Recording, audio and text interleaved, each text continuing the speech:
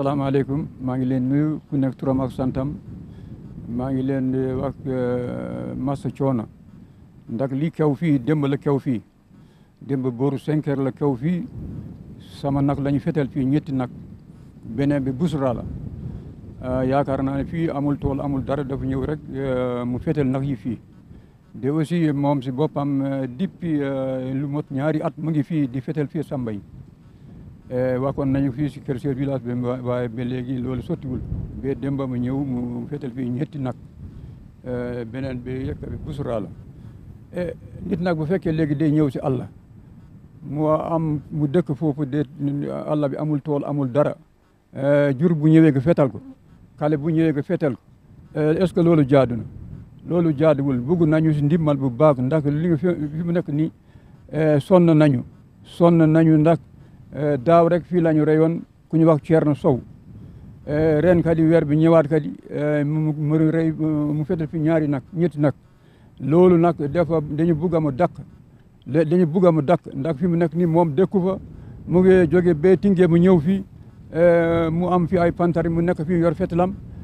jur bu dugg fii mu fetal ko xale bu dugg fii mu fetal ko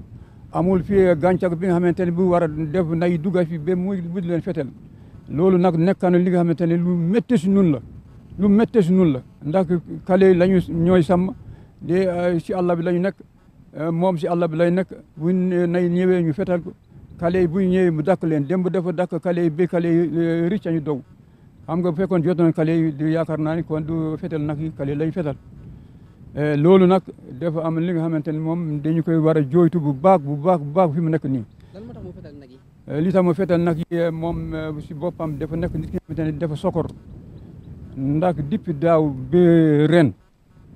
weer bu nekk day jur bu jegee fii rek mu fetal ko amul li nga xamante ne gàncax moo nekk fii wala mango moo nekk fii wala leneen moo nekk fii boo ko waxee nii mu ne moo tey moom daal armam la yor jur bu dugg fii mu daal di ko fetal même daaw am na sunu benn xale bi nga xamante ne kooku sama doomi rakka la fetal na ko waaye bal bi dafa mooy waaye kon fekk kooku deen loolu yëpp nag mu ngi dund ak moom fii si àll bi nekkul tool nekkul dara lu dul àll kese la mu nekk fii muy def lu dul noonu loolu nag naka ko lool ñu ngi ñaan nit yi ñu dégg bu ñu ko déggee ñu def ci li ñu mën bu ñu ko deful ñun suñu wàll bopp bëggoon nañ suñu motuwaay waaye du ñu jaar foofu fi ñu jaar war a jaar ci yoon bi lañ war a jaar ba boo xamante ne ñu réglé ko mu bañ a ñëwaat fii bu ñëwaatee fii dina am indi ay problème bu rëy loolu nag dafa nekk li nga xamante ne moom si boppam moom seetul si biir toolam ndax fi mu def discas ba mu fekk nay si àll bi mu di leen fetel foofu yaakaar naa ne toolam nekku dara nekku fi waaw xam nga fi ñu taxaw nii fii tool amul fi àll kese la tool ba mu ngi fali si gannaaw fi mu fetal nay si biir àll bi ñëw ngeen foofu ñu ngi si biir foofu waaw kon yaakaar naa ne bu fetalee fii def tey fetal waaye bu fekkoon si biir tool kon ñu dinañ gis gàncax yi wala ñu gis mango yi xamante ni moo tax mu fetal leen waaye loolu yëpp dafa nekkul yoon jël fetal ngay dóor nag ay bal wala nit nga koy fetal loolu moom du yoon du dégg. moom ana moom mi fetal. waaw commandant bi jël na ko fi démb yóbbu na ko sangal kan waaw nun suñu wàll bopp ñoom dañu bëgg rek bu ñu defee constat ñu teg ko si yoon ndax daaw bi ñu ree xale bi itam ne noonu la ñu defoon ba yàlla def kooku mu ngi foofu ñu ngi ko téye foofu kii itam dañu bëgg ñu arrêté ko ndax bu ñu ko arrêté itam ne mën na indi beneen jéye bi nga xamante ne kon du ñu mën a toogaay bi waaw ndax nit yi yëpp jóg nañu fii pour mu jóge fii ndax amul li muy liggéey fii amul gàncax amul dara mu nekk si àll bi rek di mbakal di lekk loolu moom du ñu ko seetaan fii mooy diggante Mbambilor ak Déni Gueye Sud waaw nay alhamdulilah yëkka bi moo gën a belees yëkka moom mu ngi kër ga ba moom tànk bi daana daal bu damul itam ne tuuti moo ko tere dam bismilaahi mina seytaani rajiim maa ngi julli ci yonent bi di sant yàlla sama borom di méttitlu li xew fii tey li fi xew daf xewoon day répété waat ndax gis nga nun dañu nekk ci zone boo xam ne ay nit ñoo xam ne ñu ngi jàpp xale yi di leen def lu ne di fetel ay nag di leen jàpp ci loo xam ne fii suufu buur la moomu ñu fi dara mango yi sax moomu ñu ko fii alalu jàmbur la ñëw fii toolu Bertin la moomu ñu ko ñoo fi nekk di ñu bundu xatal daaw rey nañ suñu doom daaw ci koor gi ren barki démb la ñu ori ñu jàppaat suñuy doom budul woon yàlla ak nag yi day fekk rey nañu xale bi rey nañu xale yi ñaari xale lañ day fekk rey nañ leen te dégg nañu ne daaw fetel nañu fii benn xale ba mu yóbbaale noppaam man maa représenté éleveurs yi nekk fii ci tundu diggante commune Tivaouane Peulh Niaga ak commune fii waaw dama ci am baat boo xam ne moo tax ma wax. mu mel ni comme ni nga ko waxee lii du tey yàgg na fi am lan moo tax ba léegi. ma ne ndax dafa manqué mesure yi ñu ci war a jël am déet. lii am na ñoo xam ne sax dafa paase seen judd li fi am na ñoo xam ne dafa paase seen judd am na ñu dëkkoon fii suñu benn mag bu dëkkoon fii dañ doon jàpp fi ay béyam ak xaram di ko rendi di lekk boobu nun ay xale yu tuuti lañ dégg nga léegi nag dem nañu ba nga xamante ne tey c'est trop jeex na war na jeex nun nag ñu ngi koy yëgal président muy président Macky Sall ak ministre bi nga xam ne moo yore élevage muy Samba Ndiobène ak képp koo xam ne yaa ngi yëngatu ci élevage ak képp koo xam ne yaa ngi intéressé ci jur muy waxuñu sàmm bi uude bi ki nekk seeraas maanaam dibiteri bi ñëpp ñoo xam ne ñu ngi am ci jur dara dañu lay oo ñu bokk porte combat bi ndax combat bi du suñu combat nun rek combat bi combat waa Sénégal yëpp la ndax mënoo ñu rey nit weer wi delsiwul ñu bëgg reyaat ay nit ndax ku fetel jur boo jotoon borom jur bi danga koy rey kon nag nun sonn nañ Samba Ndiobène ñu ngi lay oo yow la ñu dénk càmm bu njëkk dañ doon wax waaw dañuy dénk càmm koo xam ne xamul ci jur yow defe naa xam nga càmm xam nga jur ci jur nga namp kon suñu problème bii réglé ko problème Mbambilor ak Déni Géej Sud ak yëpp sax da nga koy réglé ndax xam nga lan moo tax ñu di ko réglé ndax bu ñu ko réglé wul ñun duñu ko réglé suñu bopp dañ koy waxte dee ndax nag mënuñu bu sandarma gaañee nit ñu jàpp ko ci kaso bi ñu tëj bu police gaañee nit ñu tëj simple civil yor fetelam gàddu ci biir mbooy gi nekk ci àll bi di gàttandu ay nit di gàttandu ay jigéen fii la ñuy ne yàq nañ jigéen ñi am na loo xam ne kenn mënu kaa wax ndax ñu ngi ci àll bi lan ne di def lu leen neex bu fi jigéen génnee ñu wiyoo lekk léegi bu nag génnee ñu fetel bu béy génnee ñu jàpp ko rey lekk mënuñu ci dara sàmm yi mënuñu ci dara ndax boo waxee dañu néewal nun nag léegi li ñu nekkoon jóge nañ xam nga lan la ñuy ne léegi gouvernement bi faj mbaa ñu fajal ko suñu bopp bu ko defee nag bu ñu nekkee fii di reyante day fekk ci responsabilité gouvernement bi la nun amuñu lu ñuy ragal ndax mënuñu yor suñu jur gi ñu di fekk ci ay sàmm ay ponkol yoo xam ne ñu ngi ci àll bi tëdd defuñu dara wana dee njaay defuñu dara ñuy jàpp suñu doom yi mbaa ñuy rey suñu doom yi ñuy rey suñu jur gi mooy suñu teraanga jur bu la ruuralee jàppal borom ñëw fay la loolu la ñu xam constat yaa ngi chef serre baa ngi bu la jur ruuralee jàpp ko nga yóbbu ko ci yoon kooku borom jur gi fay bu yeboo sax mu jël jur gi yëpp waaye rey kenn waru kaa def dañ ko condamné bu ñu ko defatee fii mbaa lii bu ñu ko fajul ñun din ñu ko fajal suñu boppate bu boobaa day gën a métti ngeen baal ma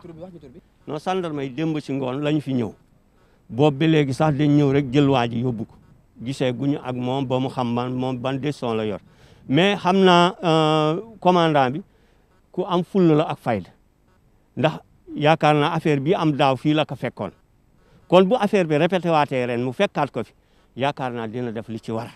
te doomu gox bi la te nit dafa bañ gox bi amul pël amul olof amul séréer ñëpp yem képp ku ñu violé fii sa droit yoon moo fi ne yoon moo la war a fajal nun yoon moo nuy fajal yoon la ñu xam xamuñu xeex xamuñu xuloo xam nga la ñu xam bu ñu amee problème di dem ci yoon kon yoon bi nga xam ne moo fa téye commandant bi bu soobee yàlla yaakaar naa dina def li ci war. maa ngi tudd Oumar Ka nekk président maison des éleveurs département bu Rufisque en même temps fii ci commune Bambilor maa fi nekk président maison des éleveurs. noo gisee lu ñu mel. waaw li ma gisee lu ne mel am lu ma métti am lu ma naqari ndax bu ñu demee bay fetal ay jur ma di koy gis lu may métti lay doon parce que tàmbaliwul tey ci lanu dëkk mu ngi commencé bi ba ci ñi koy sàcc di ko yóbbu fii ci ay boucherie di leen rendil fii di leen jaay mu ngi fii am ñu ngi koy gis leneen li ci topp moo di lii xew fii tey burki démb kër mbir tey fii loolu lu ñuy ñaawlu la rafetul jàpp ay jur di leen poisson wala nga jàpp ay jur di leen fetal loolu lu ñuy ñaawlu te lu war a dakk la te na dakk jërëjëf. waaw suñuy xalaat la waaye dafa nekk xalaat boo xam ne bii mënu la gaaw jékki-jékki rek nga téye ay jur ci benn place nga leen di wutal lu ñuy lekk ak lu ñuy naan yombul lu ñuy waajal la léegi ñu ngi ci xalaat yooyu waaye mënuñoo jékki-jékki rek def ko ndax boo téye jur di nga ko jox mu lekk di nga ko jox mu naan nan ngay fexee la muy lekk ak nan ngay fexee la muy naan loolu affaire la lu ñuy waajal la kon nekk loolu ci loolu lañ nekk na ngeen ma baal nag li may wax parce que dama am jafe-jafe suma gannaaw dama am lu métti suma. asalaamaaleykum wa rahmatullahi wa barakaatu maa ngi leen di nuyu di leen gërëm di leen sant bu baax ñi nga xam ne ñoo fi daje yëpp man Abou Ba laa tudd ma yore syndicat section nouvelle génération ci région de Dakar mais ma yore li nga xam ne mooy mouvement développement muy convergence des éleveurs l'émergence du Sénégal ci coordinateur département Tëngéej maa ngi nuyu autorités yi nekk Tëngéej yëpp département Tëngéej région de Dakar autorités yi fi yëpp maa ngi leen di nuyu maa ngi nuyu ki nga xam ne mooy ministre de l'intérieur parce que dafa am loo nga xam ne nag dañu koy wax muy neex daañu ko wax muy naqari ñoo ngi ko wax région de Dakar suñu waxee ne tey élevage pastoral fii la ñu koy waxee ci département Tëngéej te département Tëngéej éleveurs pastoral yi fi nekk yàlla xam naa ne sonn nañu ñu ngi wax ne a ɓeni mbiye wondene ngeen baal ma a ɓeni mbiye wondene yo yimɓe ɓe ƴettu nayi mumen ɗi ɓe kumayɗi ɓe mbawan manam ɓe gayna gaynako ganduɗa ko woni gaynako moderne waɗata ɗum ko technologie waɗata ɗum ko gandal waɗata ɗum ko jangde min ciwa ɗon tolnade taw min goodi ko jawdi amen ndi min goodi ko ladde amen nde ene ganduɗa hen min ornata jawdi amen ndi sukaɓe jolfuɓe ɓe gara ɓe mbaɗa occupé ladde e joom en guese heɓe leeli France woɓɓe heɓe leeli ɗo goɗɗum ɓe ƴetta guese mumen ɓe mbaɗa toon cuuɗi mumen ɓe gara toon heɓe toon ndefa kafeji mumen heɓe mbaɗa doroguew heɓe jayna yamba heɓe jeeya heɓe jagga sukaɓe aynaɓe heɓe pella nayi mumen min ɗum mi dakkarani hen rowane ɗo ɓe pelli neɗɗo ko fotina neɗɗo ne woni lewru korko ene hoori ɓe pelli ɗum bal o maayi ha hande e dossier ji ɗiɗi ni en cours ciwa yekkitede pour wondene ɓen ɗon katte hamin ganda foti hono ɓe poti uddede ɓe mbaɗani ɗum ɓe garti hande ɓe gari heɓe pella nayyi ɗo noon a wuuro Simbiri commune de Bambilor meɗa yiiɗi ɗum ɗo yo ɗum dakku e kala no ɗum wawi dakkir meɗa waɗa interpellé ministre élevage meɗa waɗa interpellé sous préfet et préfet yoɓe daro ɗum ɓe jagga hen ɓe jaggadere hen surtout noon autorité ji ɗiɗi ganduɗa heɓe goni maire uji ɗi par ce que noon tawi hande wiya oɗo secteur département Tëngéej o mo ganduɗa kam ardi collectivité territorial woni Omar Gueye ministre Omar Gueye en ɗo hoɗi maire uji ɗi heɗi mbaɗi occupé leydi ndi heɓe garta aynaɓe en ni mbaɗe min mi dakkarani ɗum min mi yiiɗa yo ɗum won jinmi ko yo Omar Gueye hoore mum yo daro collectivité territorial je daro waɗa défendre leydi ndi ha ka yimɓe gandita ɗe guese ndemateɗe kam ɗe ndemetaki ɗo haydara ko woni guesa ala ɗo manga ala ɗo ko roste ala ɗo ko awa ala ɗo haydara ko woni ɗo tan ko huuɗo ladde tan woni ɗo oɗo carrière tan woni ɗo asa aɗani ɗe gasɗe kam hay goto wawa heɗe rem hay goto wawa ɗo rem foof leydi ndi mairie waɗi occupé noon aynaɓe mabɓe ornde nayyi ɗi oratago dow en ciwa tolnoɗo ganduɗa nayyi jahatago dow heeɗi ora asman en ciwa tolnoɗo nayyi gonata dow leɗɗe en ciwa tolnoɗo ganduɗa ɗon nayyi ɗi mbaɗate ferme minen min mbaɗani ferme han min mbaɗani ferme janggo saabu ferme waɗat ɗum ko technologie waɗat ɗum ko janggoɗo minen min mbaɗani ɗum minen ko nayyi amen ɗi goodi heeɗi min onta ladde heeɗi min gaynata te yoɓe amen balla saabi Allah yoɓe gacci nayyi amen ɗiɗe pehlata yo ɗum dakku e kala no ɗum wawi dakkir min Abou Raky min haali ɗum meɗa haalda Aly Ngouille Ndiaye meɗa haalda ministre Samba Diobel Ka meɗa haalda préfet o mo ganduɗa kam woni Tëngéej woni o seigne Babacar Kane kam o mo ganduɗa kam woni Marcel Mbaye Thiaw yoɓe carte aynaɓe o mo ganduɗa kam woni commandant gendarmerie min gareɗo muɗum hanki ko kam tigui ka e sous préfet ɓe hebli amen o mo ganduɗa kam woni poste vétérinaire service élevage min jokkodiri e mumen autorité ji ɓe jogiiɓe ɗum min jokkodiri mumen mais yoɓ enen ballu minen min mbaɗri conseil économique et social environnement min mbaɗiɓe to heɓe jooɓe haalisaji mumen pour yoɓe mbaɗ défendre nde ɗo ladde yoɓe mbaɗ défendre aynaɓe yoɓe mbaɗ défendre population yoɓe ndeeno histoire wona hakkude ndemowo gaynako min jiiɗa ɗum wona te min jiiɗa si ɗum woni yo ɗum hoto ɗum immo amen min jiiɗa ɗum département Tinguédji aynaɓe mbaɗɓe discipline goni ɗo si wonano aynaɓe waɗɓe discipline goni ɗo hanki on tawata ɗo ɗum tawaton ɗo ko ƴiƴam tawaton ɗo ko maaɗi en leeli mais alhamdulillahi rabbil alamin min jetti chef de village o mo ganduɗa kam woni Wuro Simiri Deyni Gueye Sud woni Abdoul Ba ene wonde dalde sukaɓe muɗum kala koɓe layanaɓe goma ɗum hilifaɓe jooɗiɓe ɗo ko ɗum yimɓe neɓe ɓeɓɓe mumen janguin ɓeɓɓe mumen diine ko hilifaɓe gongiyankoɓe goni ɗo kala biyeɗo on ruudo woni ɗo haalani gonga ɗo woni ɗo tan ko wondene ladde ɓaleere kurum a cakaneje ɓaleji kurum waroɓe aynaɓe lappode fulɓe leñol ngol noon ko hengol aña neɗɗo noon si hutama hoto hoore mum wiyan ballodir saabi Allah gonen neɗɗo goto kaɓeɗen ko en gona ɗo hoɓɓe ko ɗo koɗɗen hande miɗa wiya kala ɗo ganduɗa préfecture woni ɗon walla gouvernance woni ɗon walla kala structure gonɗo ɗo ko aynaɓe jofnatno ɗon nayi jofnatno ɗon ɗum noon miɗa on ɗum yiiɗi haalan Allah jarama on jarama jara ngeen jef sukaɓe aynaɓe wonɓe ladde miɗaɓe wiye kala ɗo tawɗon guesa fuɗnaaba heɓo waɗi ko wiyete jallugol yo on ba ndeena kala koɓe wawi won oto on toon nahnu nayi moɗon mais meɗ on wiye guesa yo joomum waɗ ɗum collecture mais tawino hande ko gure dow wiyete ko ɓe aynaɓe ornata ndungu ɗo aynaɓe jofnata mais noon tawi ɗum ala gaay guesel follere ɗo guesel kanje to guesel naana to min mi dakkarani ɗum yoɓe kow guese mumen ɗe yoɓe kow guesoñ mumen koñ ɓe mbawa koñ ho yoɓe goppi yimɓe orno jawdi mumen ndi sukaɓe aynaɓe ɓe toñata kala mboɓe tooñi ko an tooñiɓe kala mboɓe tooñi an tooñiɓe tawino heɓe tooña tawanno ko nane pop tawton ɗo ko ƴiƴam nane fof tawton ɗon te nane noon ƴiƴam ari ɗo fof maɗum dakko rowane opération sous-préfet kam tottimi ordre taarimi ɗeɗo guese gonɗe pop kala hen ɗo Baye Fall wonɗo walla neɗɗo jeeyowo yamba walla jaynowo yamba woni ɗo min guitti ha laaɓi ɓe noon mi anda hodeɓe ɗo gaari kono inchallah miɗa yakori tan maɗum dakko autorité ɗi noon heeɗi kaldami ɗum noon Allah jarama on jarama ma leen di wax ne si olof laa koy waxee dama leen di wax ne pour ñi nga xam ne autorité yi fi nekk olof la ñu dégguñu pul dafa leer ñun def nañ ay CRD def nañ ay CLDL waxtaan nañ ak autorité yi guddi ak bëccëg borom tool yi loolu mënu fii nekk